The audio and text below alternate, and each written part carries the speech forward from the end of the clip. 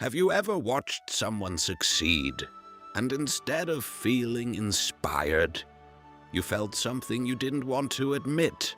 A knot in your stomach, a quiet frustration, maybe even the thought, why them and not me? Almost nobody talks about this, because jealousy is one of those emotions we're ashamed to confess. But here's the truth. Every human being will eventually face a moment where someone else's success tests the condition of their own heart. The question isn't whether it will happen. The question is, what will you do when it does? One of the clearest examples of this is found in the Bible through the story of King Saul and David. David had done nothing wrong. He fought for Israel. He risked his life for his nation. He remained loyal to Saul. Then one day, after defeating Goliath, the people began singing, "Saul has slain his thousands, but David his tens of thousands." Those words changed everything. David's success didn't hurt Saul. David's success exposed something already growing inside Saul. Comparison. Saul looked at David, then looked at himself, and suddenly, winning wasn't enough anymore, because someone else appeared to be winning more. Comparison became insecurity. Insecurity became jealousy. Jealousy became hatred. Hatred became obsession. Eventually, Saul spent years trying to destroy the very man who had faithfully served him. Think about how tragic that is. A king, given power, given an army, given a kingdom, yet mentally imprisoned by another man's success. And honestly, this story is still being lived today. Not with kings, but with ordinary people. A friend gets promoted. Someone starts a successful business. A classmate graduates before you. Someone else gets married. Someone buys a new house. Someone builds the life you've been praying for. And suddenly, you feel left behind. But why? I think it's because human beings are deeply social creatures. We were never meant to live completely alone. We naturally compare ourselves with the people around us.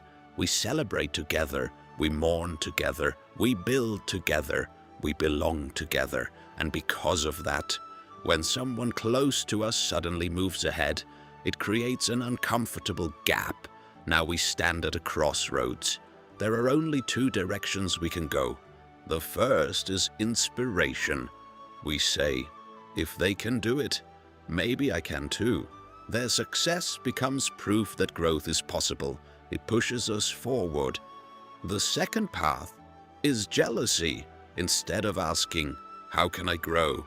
We begin hoping, what if they lose?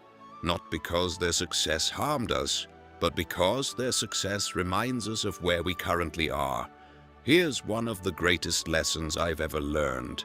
Someone else's success doesn't create jealousy, it reveals it. Two people can watch the exact same person succeed. One becomes motivated, the other becomes bitter. Same event, different heart. And that's why your environment matters so much. Human beings naturally adapt to the people around them. If everyone around you is reading, you'll begin reading. If everyone around you is disciplined, discipline begins to feel normal. If everyone around you complains, complaining becomes normal. If everyone around you settles for mediocrity without even realizing it, you begin lowering your own standards. Because environments quietly shape expectations. They teach us what is normal. They teach us what is possible. They teach us what to tolerate. That's why one of the wisest decisions you'll ever make is choosing who you spend your life around. If you want to become stronger, spend time with people who challenge you. If you want to become wiser, spend time with people who make you think. If you want to become disciplined, spend time with disciplined people. Not because they're perfect, but because excellence has a way of spreading, just like complacency does. The truth is, you will always be influenced by your environment. The only question is, in which direction will the people around you pull you upward or slowly convince you to settle? King Saul chose comparison. David chose growth, while Saul spent years chasing another man's success. David spent those same years becoming the man God had called him to be. One man looked sideways, the other looked forward, and their lives ended very differently. So the next time someone around you succeeds, pay attention to your first reaction, because that reaction is trying to teach you something. Will their success become fuel or poison? Will it inspire you or consume you? Remember, the people around you will shape the person you become. So choose your environment wisely, because if you want to win, surround yourself with people who are already becoming the kind of person you hope to be. Then let their discipline, their character, and their growth pull you upward. Sometimes, the fastest way to change your life is simply to change who you're walking beside.